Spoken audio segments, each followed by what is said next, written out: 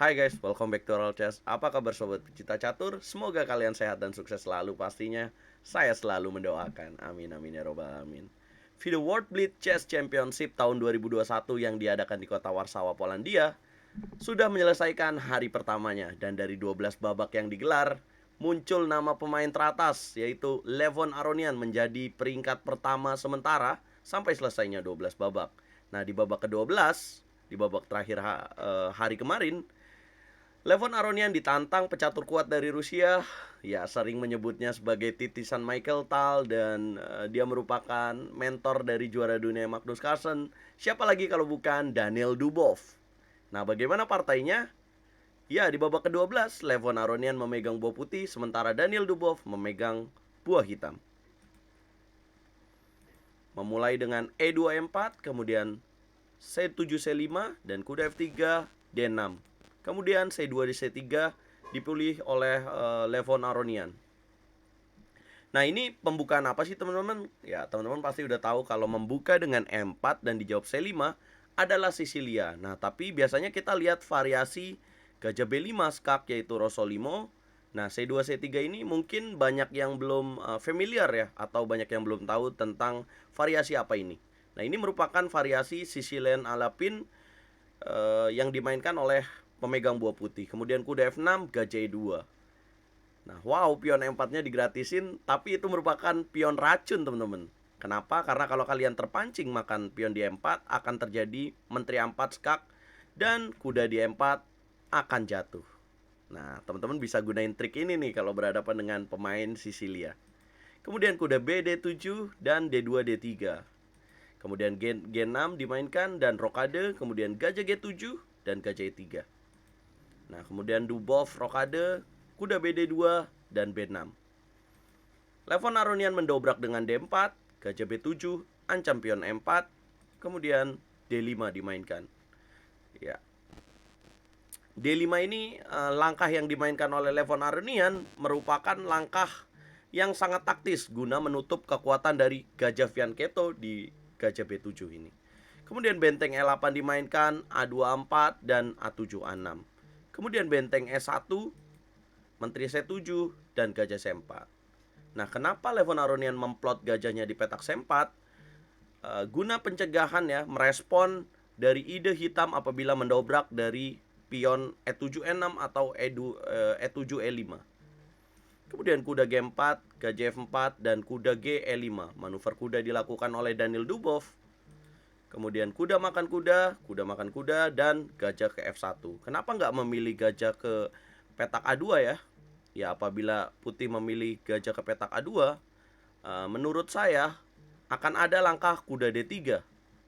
Benteng diancam dan gajah diancam. Nah, ini jelas kalah untuk putih. Oleh sebab itu, memilih gajah F1 di sini. Kemudian E6, D makan E6, benteng E6 dan kuda C4 dimainkan.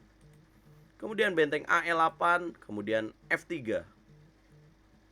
Benteng AE8 jelas untuk mengancam pion di petak E4, dan F3 langkah dari Levon adalah menguatkan petak pion di petak E4, menjaga ya. Kemudian B5, makan pion B5, A makan B5, kemudian kuda makan kuda, pion D makan kuda. Kenapa makannya pakai pion? Karena apabila makannya pakai gajah tidak menghilangkan kelemahan pion di D6, teman-teman.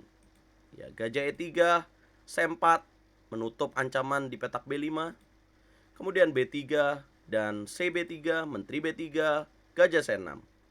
Nah, ini sudah 24 langkah yang dimainkan oleh kedua pemain, dan saya ingin sobat pecinta catur coba pause video ini dan coba kalian spare waktu ya, menyiapkan waktu 10-15 menit. Untuk apa? Saya ingin sobat pencinta catur untuk memikirkan langkah terbaik untuk putih 3 langkah ke depan lah minimal, atau 5 langkah ke depan itu lebih bagus lagi. Lebih banyak, lebih bagus, dan coba pikirkan langkah terbaik untuk putih juga terbaik untuk hitam. Nah, kalau kalian sudah menjawab dan sudah memikirkan langkah terbaiknya, dan ya, langkah terbaik yang dipilih oleh Levon Aronian adalah C3 C4. Kenapa nggak gajah B5? Karena juga akan dimakan dan akan jatuh pion di petak C3, teman-teman. Kemudian C4 dimainkan, pion B makan C4, gajah C4, dan benteng 6 ke E7. Nah, langkah berikutnya apa? Benteng A7, boom. Gajah B7 dan gajah A6. Wow, ada menteri A5, ancam benteng di E1. Dan kira-kira langkah apa yang terbaik untuk putih adalah langkah benteng C1. Wow, dikasihin gajahnya. Ya, makan gajah A6, tapi lihat apa yang terjadi dua langkah berikutnya. Benteng makan benteng E7, benteng E7, menteri B8, gajah F8. Dan langkah kunci kemenangan apa ya yang membuat Levon Aronian menang adalah langkah gajah H6. Ancaman mat dengan memakan menteri F8. Nah, bagaimana hitam bisa merespon ancaman dari menteri B8 dan gajah H6 ini? Yang nggak ada, guys. Gajah C8 tidak cukup, benteng E8 tidak cukup. Semuanya akan sia-sia ya. Coba kita jalankan benteng. Maka menteri kali C8, kemudian benteng E8 akan dimakan lagi. Dan yang jelas ini akan kalah untuk pemain hitam. Nah, dalam 33 langkah ini, seorang Daniel Dubov mengakui Levon Aronian dan menyerah. Ya, catur kilat ini dimainkan dengan waktu 3 menit 2 detik teman-teman. Jadi ya sangat luar biasa ya apa yang ditunjukkan oleh Levon Aronian. Nah, bagaimana pairingnya atau hasil kemenangan dari Levon Aronian ini? Apakah mengubah dia di klasemen? Nah, ini peringkat. Nah, ini hasil dari babak ke-12 teman-teman, di mana Magnus Carlsen ditahan remis oleh Eri Gaisi Arjun. Levon Aronian menang dengan Daniel Dubov. Ya, kita tahu hanya ada dia yang memiliki 9 poin. Yang lainnya hanya 8,5.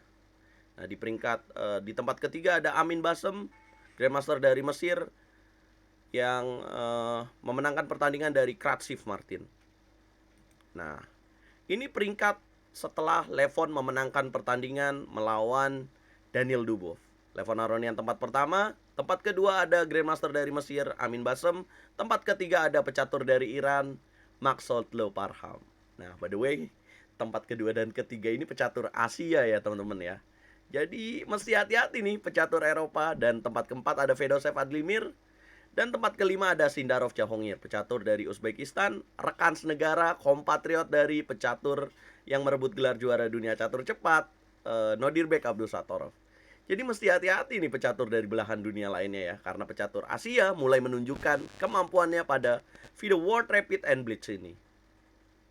Nah, ini babak ke-13 yang akan dimainkan nanti malam jam 8 malam teman-teman.